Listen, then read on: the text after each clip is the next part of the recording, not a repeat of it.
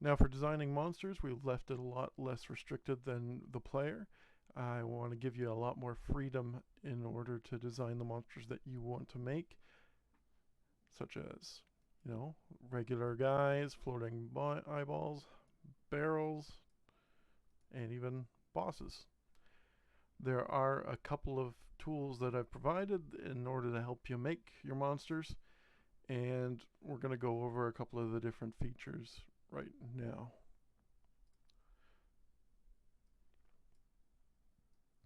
First thing to know about designing your monster is, again, the bounding box needs to be the personal space around the feet of the monster, just like with the player.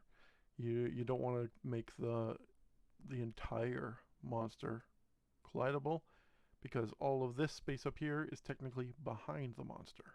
You want to just do an outline around the personal space of the feet of the monster.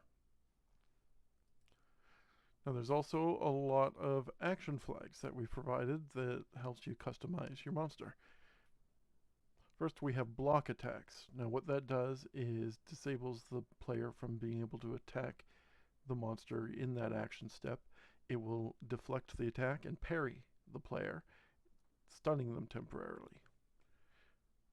We have also ignore attacks, which is a little different. With ignore attacks, it just means that when the player attacks, nothing will happen to the monster. It's a good way of making the monster invulnerable while you play off an animation or anything else you don't want the player to be able to interrupt. Now, ignore gravity, self-explanatory, but in this case what it does is it disables the z-axis and not the y-axis, like with normal side-scroller games. This means that whenever that's triggered, gravity has no effect on the monster, so you can put them up, you can set their z-axis up high, set it to ignore gravity, and your monster will be flying around the sky. Harm players allows you to basically make the object a hazard. Say you'll make a porcupine or some sort of electric monster. You want it to hurt the player whenever the player touches it. You'll have this check marked for those action steps. Harm enemies does the same thing except reverse for the player. So you would not use this for the monster, you would use this for the player.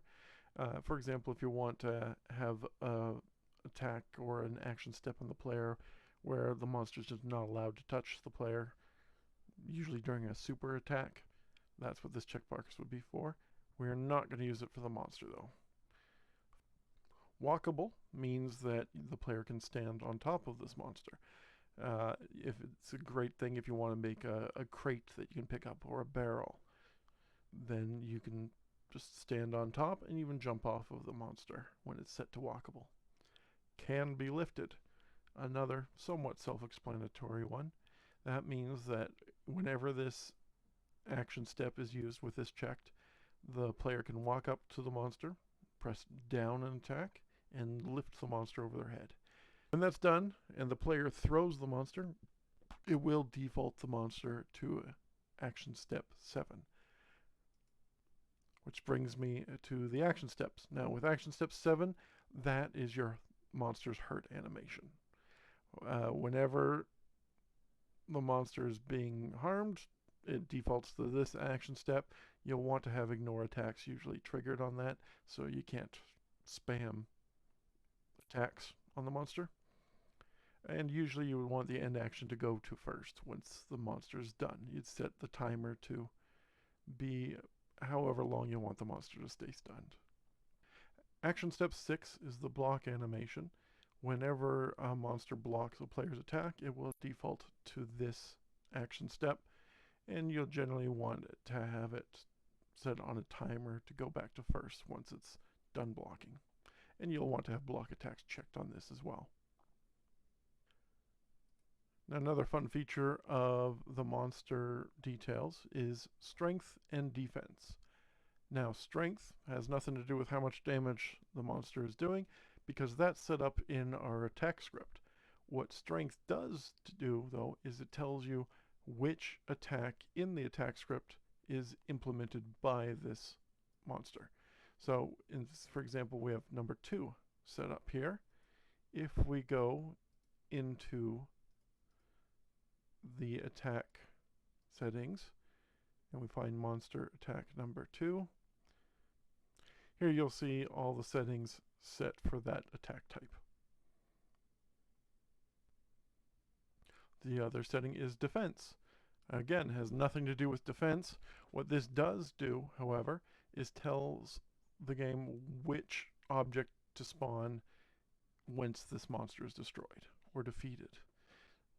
In this case, I have it set to 0. Now, 0 as a default will spawn an object that is configured in the user constant screen here, which is the death object. In this case, it's set to number 4.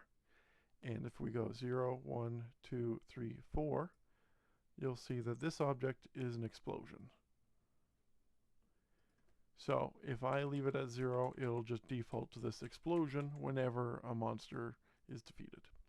But if you set it to something, for example, I have a bad guy here, and I have his details, defense set to 3. What you do then is you count down from the object ID of the object and go 1, 2, 3, and then this is the object that monster is going to spawn when it's destroyed. So in this game, even with the player object, it's a different object that shows the death animation. This gives you a bit more to play with when it comes to destroyed monsters. Like perhaps you want to have a monster when it's destroyed spawn in a smaller monster inside of it, like a nesting doll.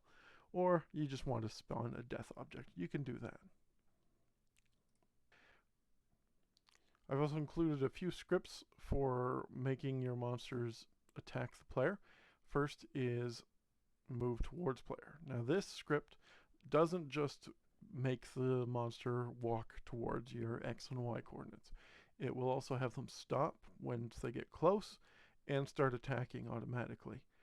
It will also have them jump over platforms. Like for example, if it's on the other side of a one tall platform from the player, it will jump onto that one tall platform. If it's a two tall platform, it knows that's too high, it'll try and go around it. If it's standing on a one tall platform, then it can jump up to a two tall platform. But other than that, it'll try and navigate around for those sorts of situations.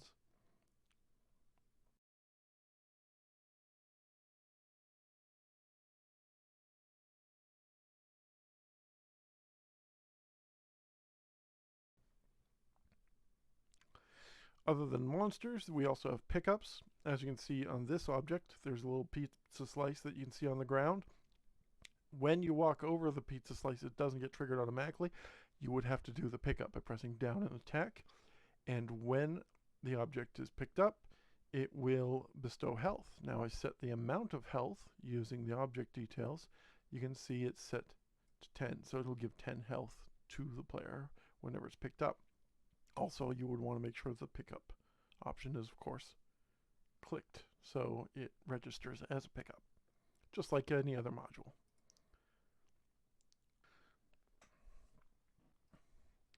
Another type of pickup is a sword here. Now, the way I did this object is, in the details, you'll see that it is a pickup, and in its default action step 0, we have it set to can be lifted.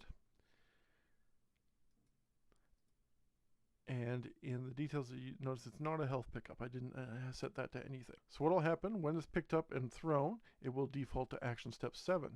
In this case, I have action step 7. I set to ignore gravity, so it doesn't fall onto the ground. And I have it set to harm enemies, which means any monster it touches will get hurt. So this will get thrown across the screen and damage any enemies. So it's a flying projectile that the player can use to attack enemies. If it hits a wall or a raised platform, it will stop moving and fall to the ground by defaulting back down to action step 0. Otherwise, it'll just fly off the screen. So that's another example of something you can do with these different features. Another example of an object is this barrel that I have set here. Now this object needs to be damageable by the player. So instead of a pickup, I have it set to be a monster. Now when a monster is picked up and thrown, it does default to action step 7. So on action step 7 of this one, we have it walkable, we can have it be lifted again. I don't have it set to ignore gravity, otherwise it would just fly across the screen infinitely. In order to make it fall to the ground, we have a speed set to it. Now a barrel doesn't move on its own, but this speed setting now tells us how far it can be thrown when it is triggered to move. So that's something to keep in mind for immobile objects. If you want to be able to throw them a short distance or a long distance, this is where you would adjust that.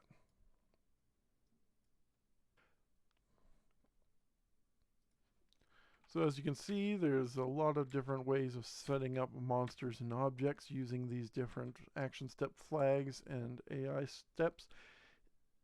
I tried to leave it as open as possible so you can explore and get whatever you want done without getting too stymied by the limitations of the module. Unfortunately, I wasn't able to make it that free with the player because we had to cram so much into one player object. But hopefully, if you are willing, you'll be able to alter the scripts for the player and maybe even come up with some cool ideas for player abilities that I didn't think of.